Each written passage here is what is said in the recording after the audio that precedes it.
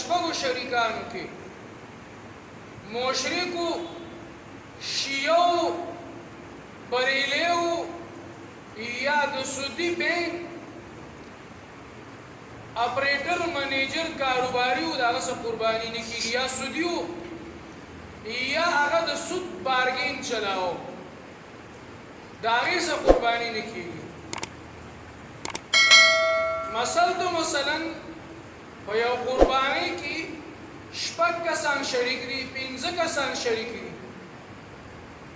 او دا کوم چې شریکان دي په دغه کې یو کس دغه عقیده خراب ده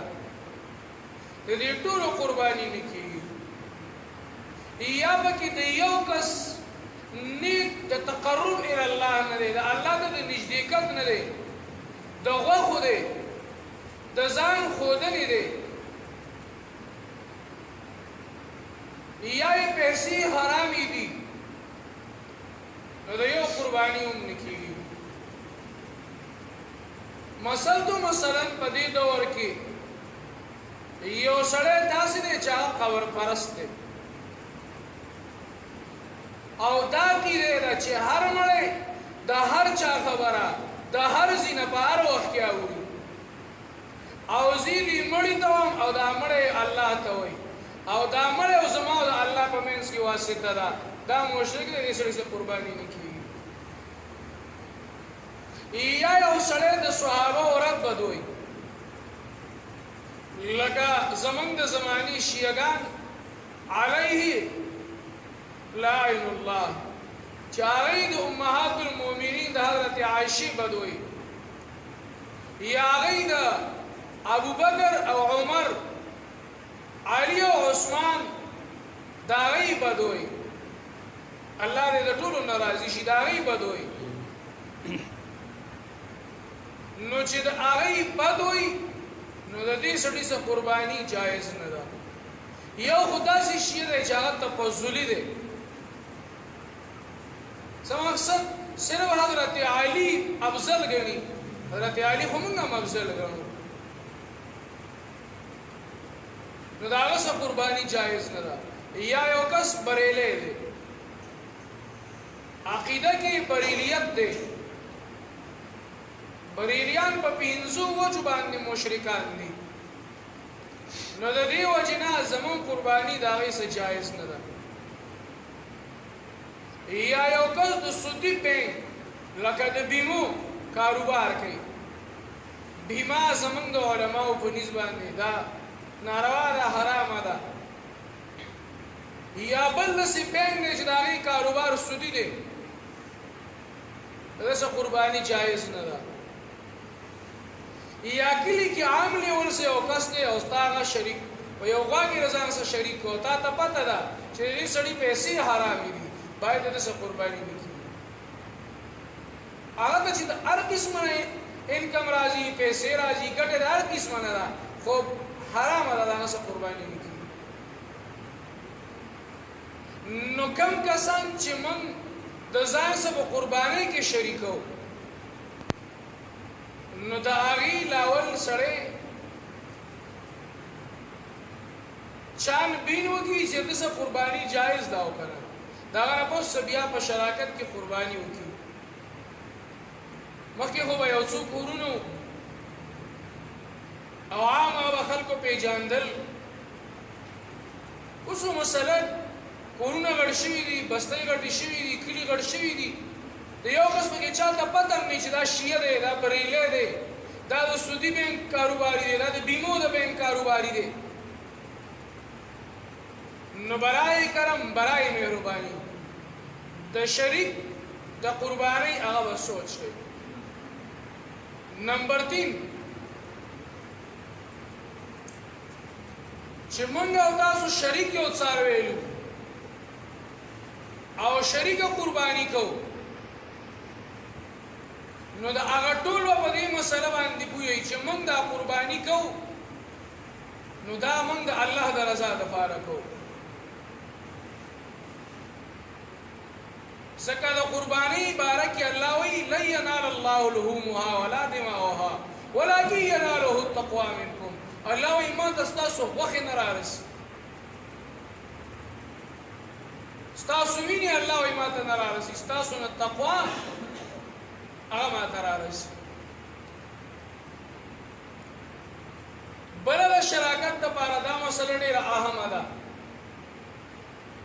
یو سړی د قربانۍ د ورځو نه مخکې څاروی واخیسته باید چې هغه له واښه د هغه بوس او د هغه هر څه په شریکه باندې په یو کس باندې بوج نه وي او څاروی د قربانۍ د ورځو نه مخکې اخیستل پکار دي څومره مخکې دومره مخکې چې کم نه از کم هغه ستاسو عادت شي ته پې خوراک وکړي سکاک پې وکړي هغه ستاسو عادت شي نو یو سړي د قربانۍ دپاره څاروی واخیستو عادت هم نه شو جایزه قرباني کې کېږي دا نه چې د قربانۍ په ثواب کې نیمګړتیا نه راځي خو ښه خبره دا ده که سړی ګډلي ګډالي غواړي غویلي نو د قربانۍ د ورځو نه دې مخکې یو څو ورځې وایي چې هغه اوس عادت چې یو قسم له مینه اوسه پیدا شي نو چې بیا سړی هغه څاروی لالی نو څه ناڅه هغه اوسه دړ کوي نو الله د زړه په دغه دړ باندې ثواب ورکوي دویمه خبره ده چې الله نبی فرمایي چې د قربانۍ د څاروي هغه پچ او وشان او د هغه ښکر د هغه سوی دا ټول په تله د میزان کې الله تلي نو سړی د هغه خدمت وکړي نو ډېره ښه خبره ده په شریکت د څاروي کې دا څو مسلې ډېرې اهمې وي نور د شراکت دپاره ډېره مسلې دي مثلا یو دا شپږو پنځو کسانو قربانۍ له څاروی واخیستو او یو کس د قربانۍ د ورځو نه مخکې وفات شو د قربانۍ د ورځو نه مخکې دا کس وفات شو او د اختر په ورځ دا سړی دا نور کسان قرباني کوي او دا وفات شوی قرباني نه کېږي چې د مړي وارث زوی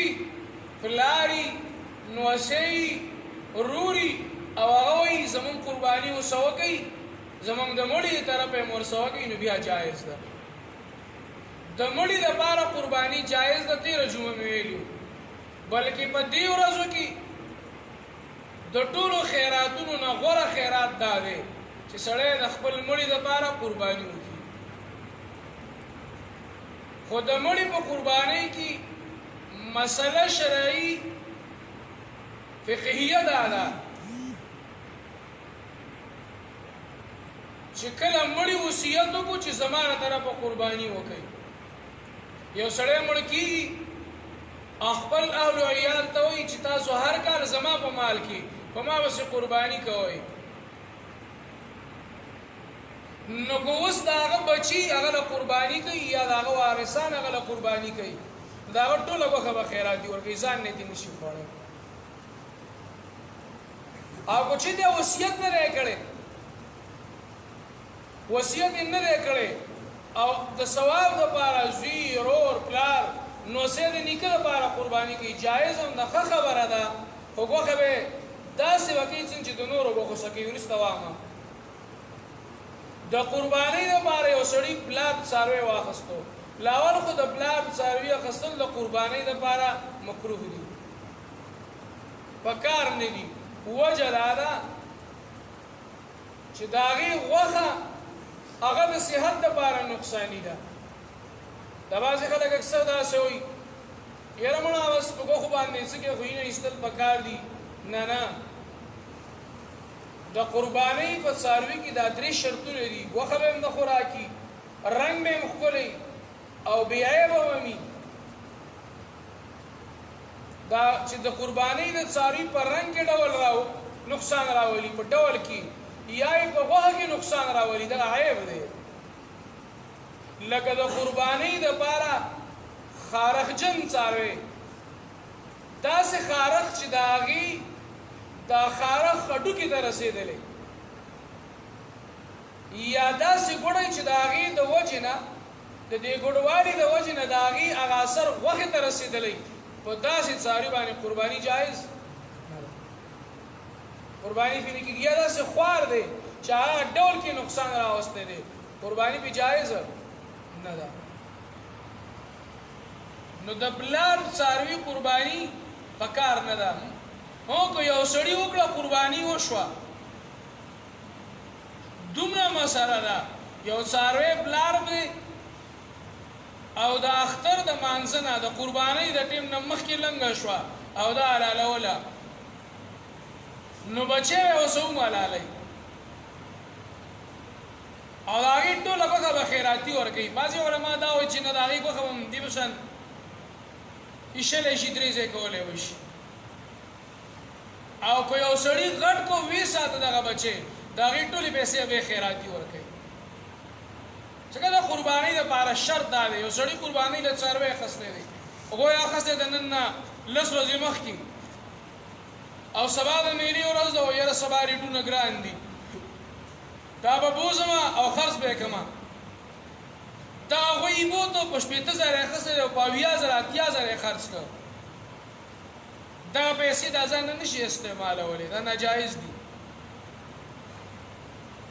دا پیسې به یا خیراتي ورکوي یا به په دغه پیسو باندې د کوم نه څاروی لي او هغه به حلالوي لکه یو سړي کور کې د قربانۍ دپاره ګوډرې وساته دا زموږ علاقو کې دا مسله ډېره ده په دې باندې به اوزیا کومه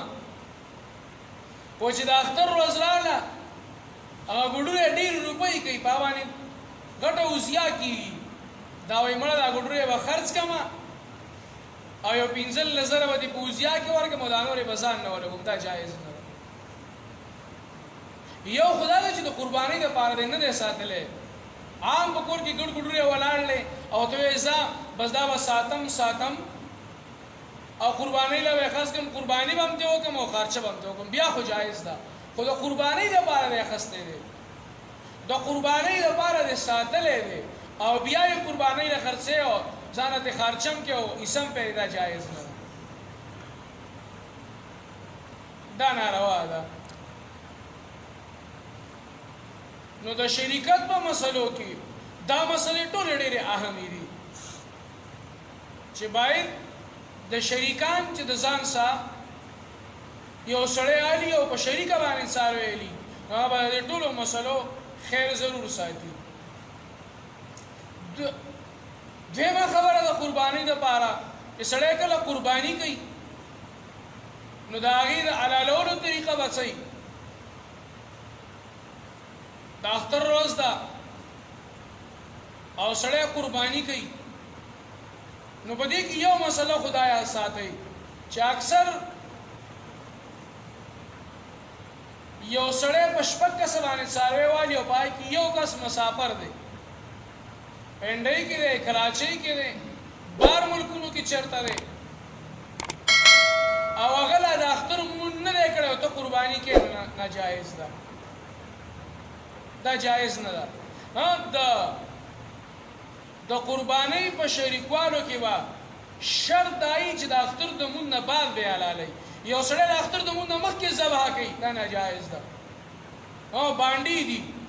یو سړی بانډو کې اوسېږي هلته د اختر مونځ نه کېږي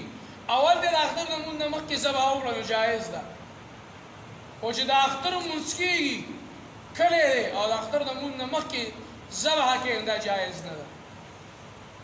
د قربانۍ دپاره ټیم دا دی چې د اختر مونځ به شوی بیا به قرباني کوي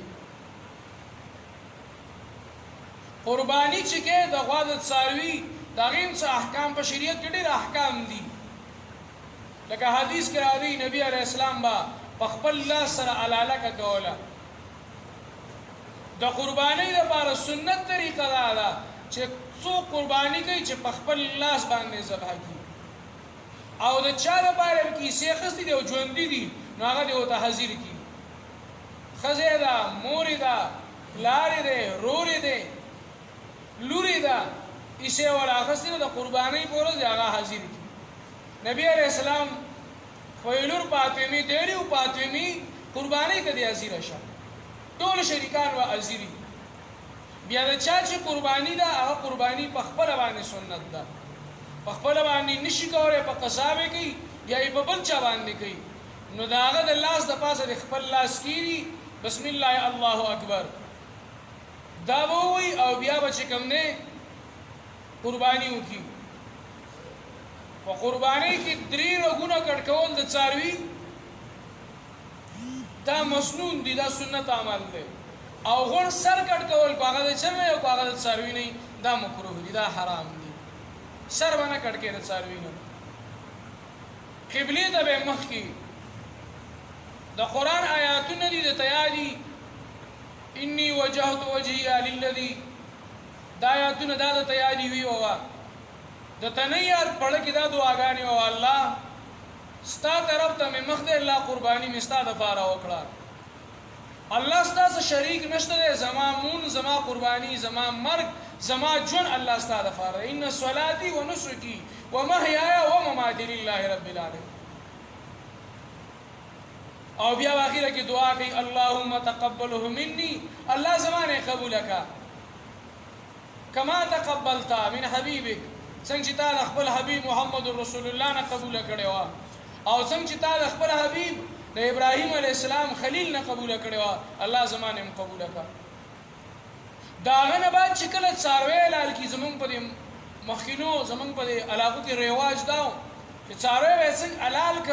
داغه نه ولا اسانه وتلنده په ولا کټ کولې خلمو دا رسول لپاره چې ساده جنتوزي دا ناروا دي. څاروي سبا دا عمل نه کوي، څاروي کله حلال شو سات یو دا د سای سره نه بعد داغه نه سرمون وباس. دویم د څاروي د حلالولو لپاره شرط دی چې د څاروي په مخ کې بخپله چاړه نه تیره کوي. د دې نه نبی علیه السلام منع کړې ده چې څاروی د قرباني ولاړ دی او تا چاړه رااخیستې یو اکثر په دې کورونو کې دا ماشومان یا زنانې یا دا ځینې خلک په خپل هم د قربانۍ د څاروي په مخ کې چاړه راوالي په سوال باندې بیا وایي شابه وایي راپرېږدي نه دا به نه کړي. د قربانۍ څاروی د قربانۍ ځای له بوته شي هلته دې ودرېږي بیا دې چړې هلته ویسي ته د هغه قرباني یو صحابي چیلې را روان کړی نبی علیہ السلام چیلے ولید اگر احکار نبی علیہ السلام اے صحابی چې ذبح کوي نو ښه ذبح کا. یو بل صحابي دا چیرې مخې ته څاروي مخې ته چاړه تېره کوله نبي علیه السلام وایي د یو عمر نه په زیاتو مرګونو باندې مه وژنه، په یو مرګ باندې مړ کا. او دریم شرط د څاروي دپاره دا دی چې د نورو څارو په مخ کې به هم نه حلالې. مرګ ډېر اذیتي شی دی، ډېر هیبتي شی دی، نو د نورو څارو په مخ کې به هم نه حلالې. اسلام ډېر د ادب دین دی، د احترام دین دی، د نورو څارو په مخ کې هم څاروی نه حلالې. چې کله څاروی حلال شي او د هغه ګوښې هغه تیار کړی شي لکه څنګه چې عام زمونږ د پښتنو دا ځینې رواجونه زمونږ پیدا شوي موږ یې داسې نو دا ډېر ښه دي. لکه قربانۍ څاروی حلال شي هغه په کټونو کې وړوکې شي،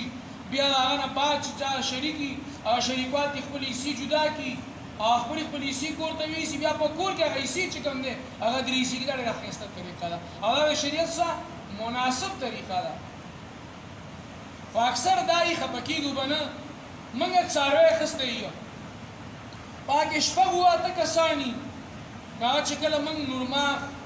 یا پړپوس یا د هغې عینه راوباسو هغه په ښه په هغه کې شور یا په نیت خبرې راتلل یا اوسه نیت خرابېږي، باید چې شریکوال پکې د چا څه ورسوي. پخه یې خو ښه خبره ده، پوخ دي ودي خوري، نه پخه یې او بیا پکې تو مې راځي هغه د قربانۍ خپې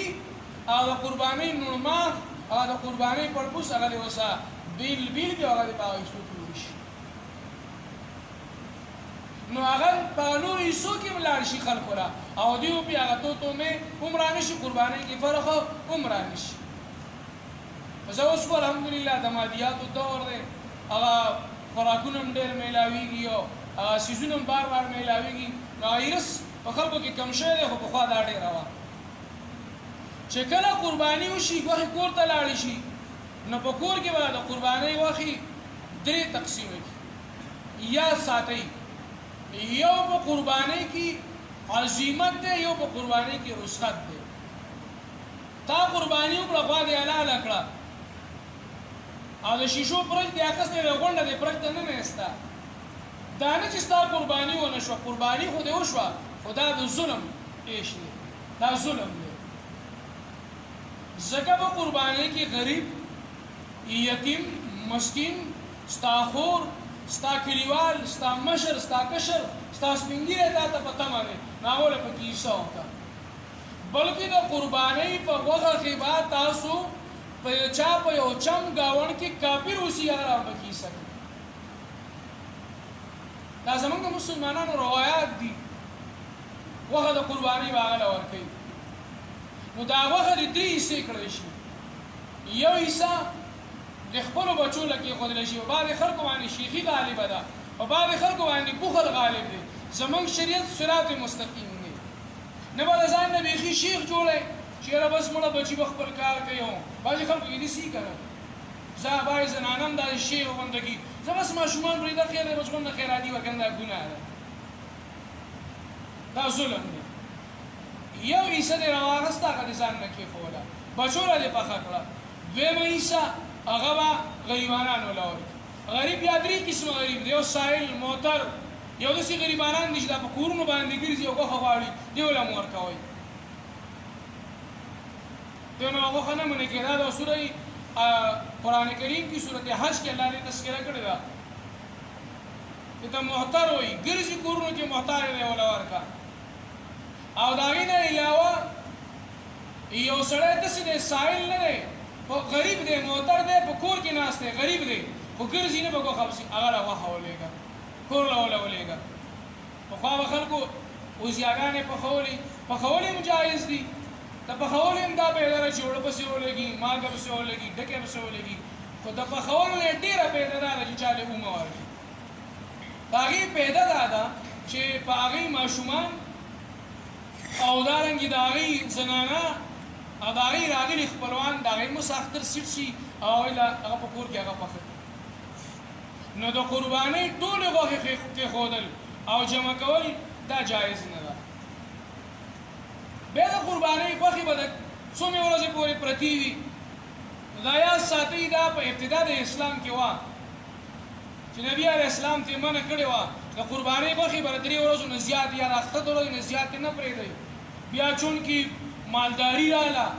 هر څوک قرباني کوي نو به یو خامخا غوښه هفتې ته هم پاتې شي میاشت هم پاتې شي 15 ورځو ته هم پاتې شي نو هغه بیا جایز ده کلي کې هر څوک قرباني کوي غوښه څوک خرابوي نه دا جایز ده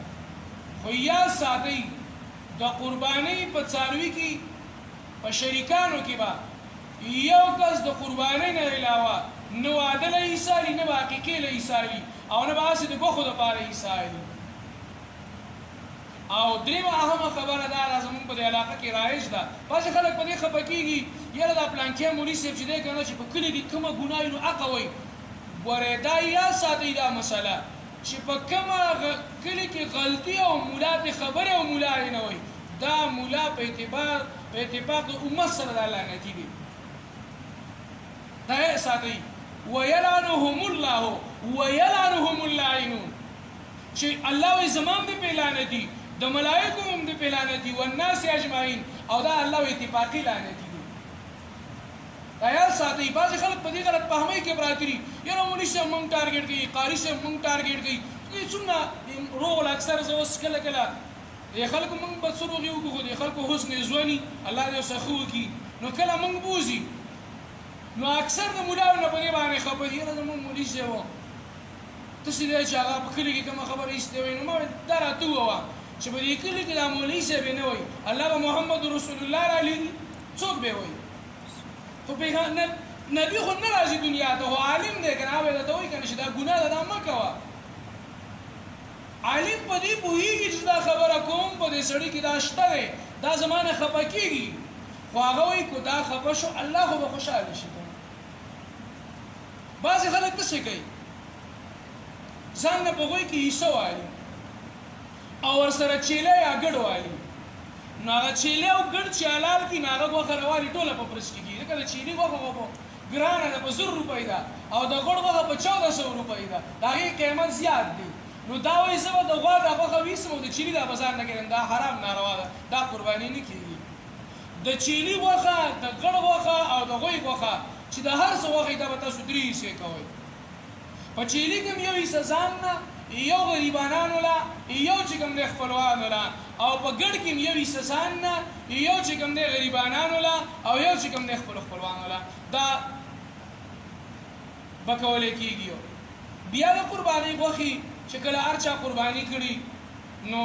د 3 ورځو نه زیات هغه پرېښودل جایز ده خو دا خبره یاد ساتئ بعضې فیصلې په عالم او په پیقه او په دین باندې مه تلئ ورې بعضې فیصلې په دې خپل زړه باندې کله کله تلئ چې زه دا فیصله کومه دا کار کوم دا زما لپاره څنګه دی لکه مثلا ستا قرباني کړې د ښه درنه خو ستا په ګاونډ کې بل سړي قرباني نه ده کړې او ته غونډه غوښه ځان نه ږدي نو دا انسانیت نه دی دا ظلم دی ظلم به نه کړې ځینې وخت یو شی جایز وي یو شی به جایز وي هغه ظلم وي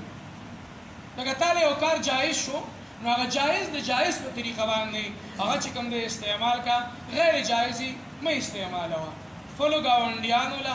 خپلو خپلوانو له هغې له چې کوم دی نو حیثي خویندو له یاد ساتئ ګورې بعضې خلک وایي یاره مړه خور ته پکې څه ضرورت دی ترور ته پکې څه ضرورت دی یاد ساتئ یاد اسلام خور له ترور له د مور ترور له د پلار ترور یې د مور درجه ورکړې ده د مور درجه ولا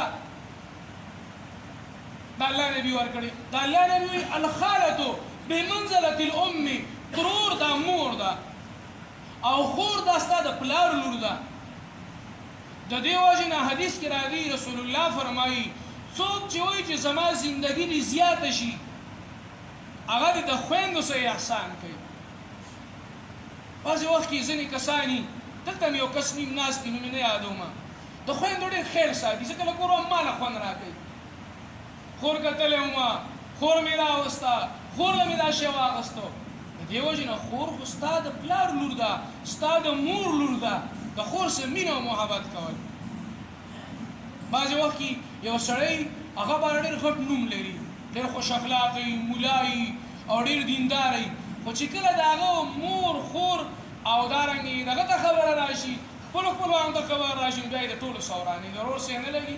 د خور سره نه لګي د تره د زوی سره نه لګي د تره سره نه لګي نه دا اخلاق نه وي